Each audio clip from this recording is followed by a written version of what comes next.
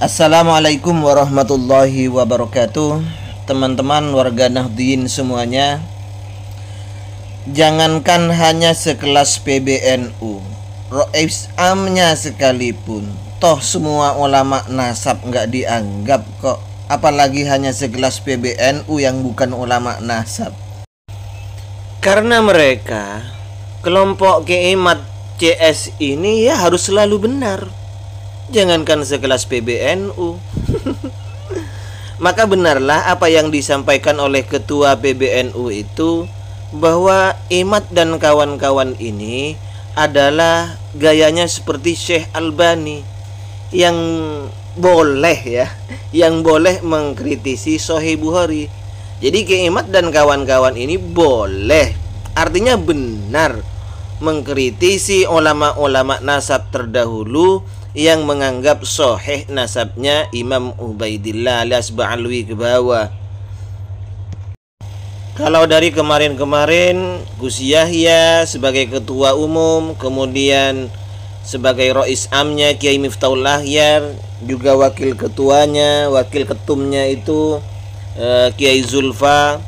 Kemudian saat ini yang menulis juga membantah, menolak tesisnya Imaduddin, kata beliau ini adalah Dr. Ahmad Fahrur Rosi, beliau sebagai ketua PBNU. Dan tulisan beliau ini, ketua PBNU ini, juga ditanggapi dengan tulisan oleh Gus Jasuli yang diupload di RMINU Banten itu. Jadi pokoknya begini ya, kelompok Kiaimat itu harus benar semuanya. PBNU itu ngapain kok ikut campur? Ini diantara tulisan beliau, Pak Doktor ini sebagai ketua PBNU. Saya pribadi menolak teori Pak Imat. Di sini bukan saya yang mengatakan Pak Imat ya. Pak Ketua PBNU ini yang mengatakan Pak Imat. Saya pribadi menolak teori Pak Imat tentang wajibnya catatan kitab sezaman, karena itu teori dia ngarang sendiri. Ulama sepanjang sejarah telah sepakat mempercayai nasab Ba'alwi atau Bani Alawi. Para peneliti ahli nasab dalam ratusan tahun di zamannya selanjutnya dan keturunan keluarga beliau yang mencatat nasab keluarganya jelas mengisbat nasab beliau. Bani Alawi. Di sisi lain, tidak ada satu ahli nasab pun yang menafikan nasab Ba'alwi. Semuanya ulama yang ada di semua zaman dari kalangan ahli nasab sepakat mengisbat nasab Bani Alawi. Hanyalah mujtahid nasab dari Banten yang lahir di abad ini yang didukung nasabah bermodar blogspot ngotot akan membatalkan. Bagaimana saya bisa percaya? Sabar Pak Doktor, Pak Ketua PBNU ya. Memang seperti itu.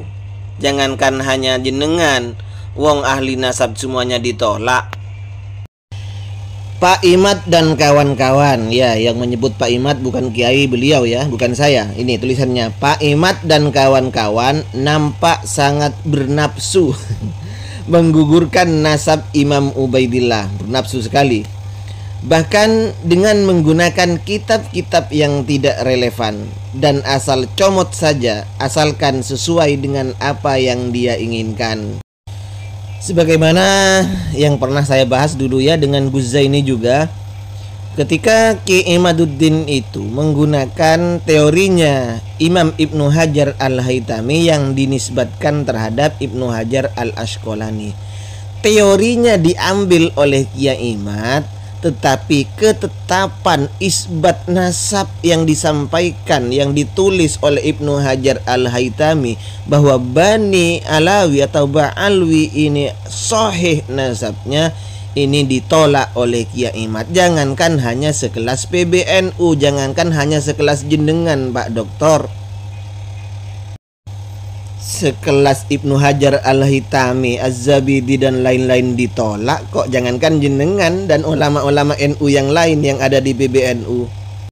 Lanjut, sebagai peneliti saya yakin dia tidak melakukan wawancara mendalam dengan masyarakat Yaman dan tidak melakukan pembuktian situs ke berbagai lokasi sejarah atau melakukan triangle data. Saya curiga dia hanya duduk di belakang meja bermodal laptop, kitab dan Google saja. Kata Gus Zaini, tidak kok Pak Dokter. Beliau Kiai Imaduddin ini ke Jawa Timur, ke Jawa Barat, kemana-mana menyampaikan aspirasinya bahwa Habib itu palsu nasabnya, nasabun ghairu sahih batilun jiddan gitu loh. Haram mencium tangannya habaib. Kemana-mana kok Pak Dokter, bukan hanya duduk bermodal laptop ya. Lanjut, makanya tidak heran kalau tidak ada sambutan ulama baik nasional ataupun internasional terhadap isu nasab itu. Ya, kalau ulama-ulama besar, pesantren-pesantren besar sebagaimana Sidogiri, Lirboyo, Sarang, kemudian Salafiyah Syafi'iyah yang kita kenal santrinya puluhan ribu itu, memang semuanya tetap meyakini bahwa habaib itu adalah dzurriyyah Rasulullah sallallahu alaihi wasallam. Saya selanjutnya ya, saya sudah bertanya kepada banyak kolega saya. Saya sudah banyak bertanya kepada kolega saya ulama di Timur Tengah tentang tesis pembatalan nasab Bani Alawi itu. Mereka heran dan menertawakannya. Ini kalam khobar dari beliau ya. Beliau bilang ditertawakan. Jadi tesisnya Kiai Imad ini ditertawakan oleh ulama Timur Tengah. Pembatalan nasab itu dianggap lelucon dan omongan kosong belaka. Bukan kata saya ya, kata Pak Dokter ini.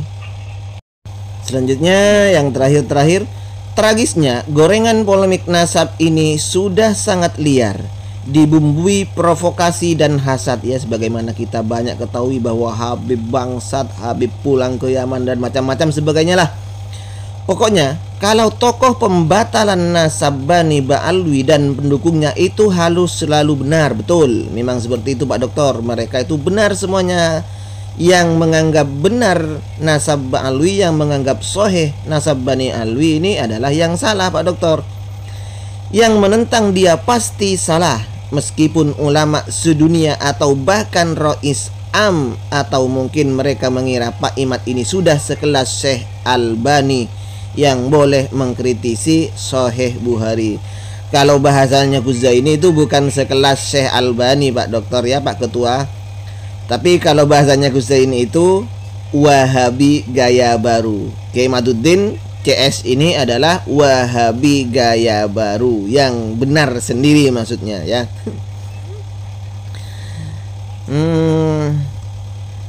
Bahkan sekelas Ibnu Taimiyah yang berbeda pendapat dengan ulama-ulama ahlu sunnah sedunia.